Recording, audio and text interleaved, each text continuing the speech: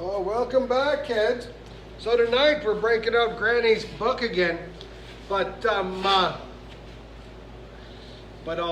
do the I did the last book story in the book last time. Today we'll do the first one, and the cheesy Irish accent you will hear is not me doing a cheesy Irish accent, but it's actually me copying Granny, copying her granny's Irish accent for this.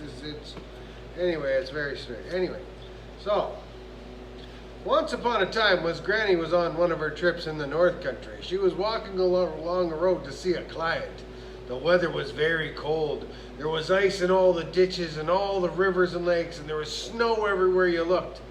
During the day, the sun would shine and melt the ice, but the weather was so cold the water would freeze each time the sun went behind a cloud. Well, Granny was bundled up well. She had her snugglies and ski pants and a warm woolly sweater and a parka and fur-lined gloves and mucklucks. And every time she breathed out, her breath would make a cloud of steam which would gather on the fur and make the icicles, And it was so cloud the snow didn't crunch underfoot, it squeaked. So probably minus 25 or so, at least, eh? And then she was walking along, listening to the squeaking snow, and all of a sudden she heard a different squeak. It sounded like a squeaky voice crying for help. She stopped and looked around. She heard again, "Help, help," said the squeaky voice. "Over here, you silly woman. I'm here in the ditch," the voice said. Well, Granny looked along the ditch, and what'd she see but a tiny little man all dressed in green with a corncob pipe in his mouth and a little green toque on his head. My goodness, but he's in a temper. His shoes had frozen the ice. He couldn't move, nor could he reach anything to pull himself free. "Don't just stand there, woman," said the little man. He's as much as a tiny little man could roar there, but then give me your hand and pull me out, he says. Thought Granny. This little man's tiny enough and bad-tempered enough. I do believe he's a genuine Irish leprechaun. Now, if this is so, I mustn't do as he asks until he asks me 3 times. Then he has to give me his gold. And she remembered because her mother had told her when she was a very little girl. So she said to the little man, "What'll you give me if I help you?"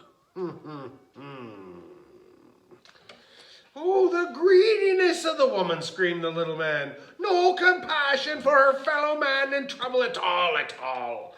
Hey?" he said, shaking his head and making Granny feel ashamed. But she kept her face very stern and cold and didn't look the least bit interested. "Oh, well, if that's the way of it, I'll give you the, and he says, this is him, he says, "Oh, well, if that's the way of it, then I'll give you the gift of beauty, which I can see you need badly," grumbled the little man. Well, Granny was tempted, but then she remembered that her mother told her never to trust a leprechaun, as they were great for making promises and not keeping them. So she told that little man, "Oh, I've gone without beauty a long time, and I couldn't afford the makeup and hairdos and fancy clothes it would take." Well, at this, the little man turned a deep red in his temper. "Ungrateful woman," he growled. "You won't help a troubled old man get free of the ice. You can't please her with beauty. I know what you need, woman. I'll give you a quick wit, for it seems to me the one you got's a little dull. That's what I'll do. You pull me free like a sweet little lass, I'll give you the gift of wit for the rest of your life." Thought Granny. If I didn't have a quick wit already, I wouldn't have known him for the leprechaun he is. "So," she said to the little man, "don't trouble yourself. A quick wit I've always had. A gift from my mother, God rest her soul," she says.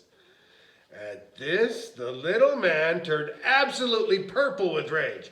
"Oh, you wouldn't hearken to the conceit of this brazen woman," he cried.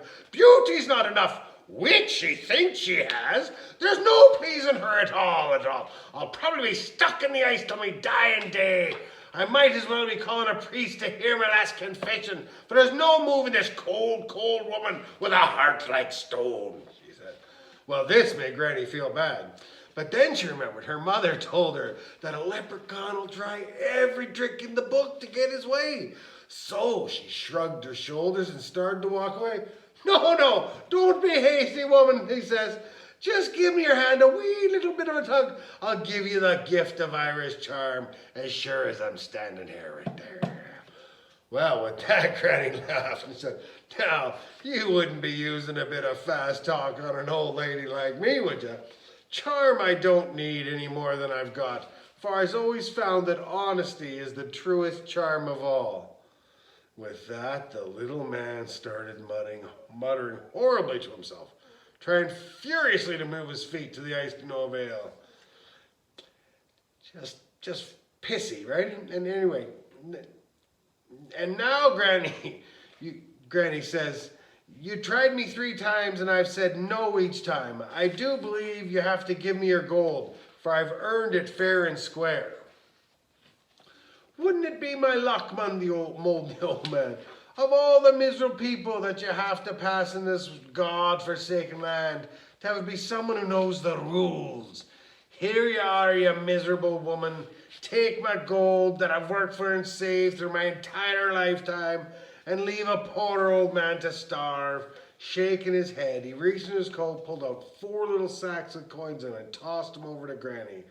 Oh, thank you, she said, putting 3 in her pocket. I only need 3 for my grandchildren, the other one you can keep. Now reach out in your hand, I'll tug you free of the ice. Well, the little man was so happy, he gave her some of his, and to have some of his precious gold back, that he was beside himself. Sure, it's your warm Irish heart that wouldn't let an old man starve, says he. Take the gold to your grandchildren, be welcome to it, but remember it's magic gold. And with that, he gave a hop, skip, and a jump, and ran into the trees as quick as a wink. Now, Granny looked in the gold bags and looked like any other gold coins to her, so she took it home to her grandchildren for them to have, and sure enough, the old leprechaun was right. The children discovered that the coins were wrapped in gold, and do you know what was inside? Something better. Chocolate. Yeah, that's the story. Well, that's Granny's story. I love you guys. Take care.